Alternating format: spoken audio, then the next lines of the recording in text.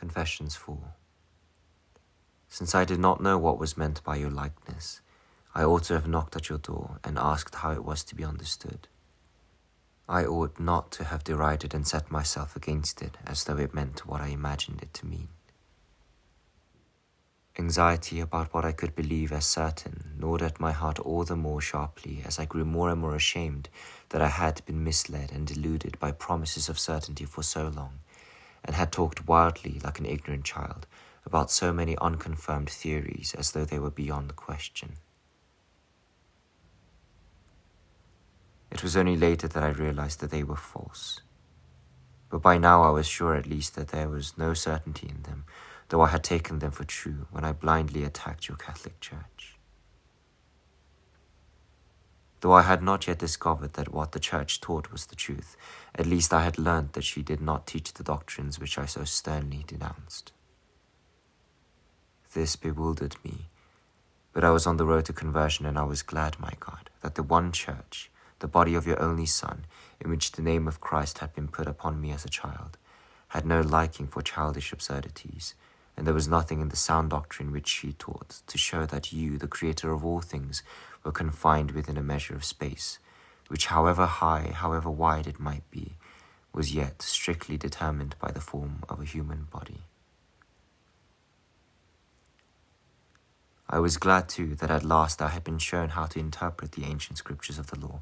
and the prophets in a different light from that which had previously made them seem absurd, when I used to criticize your saints for holding beliefs which they had never really held at all.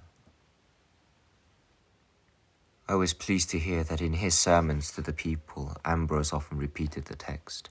"The written law inflicts death, whereas the spiritual law brings life," as though this were a rule upon which he wished to insist most carefully. And when he lifted the veil of mystery and disclosed the spiritual meaning of texts, which taken literally appeared to contain the most unlikely doctrines, I was not aggrieved by what he said, although I did not yet know whether it was true. I refused to allow myself to accept any of it in my heart, because I was afraid of a headlong fall, but I was hanging in suspense which was more likely to be fatal than a fall. I wanted to be just as certain of these things which were hidden from my sight as that 7 and 3 make 10,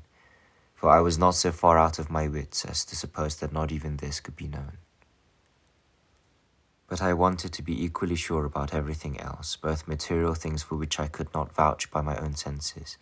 and spiritual things of which I could form no idea except in bodily form.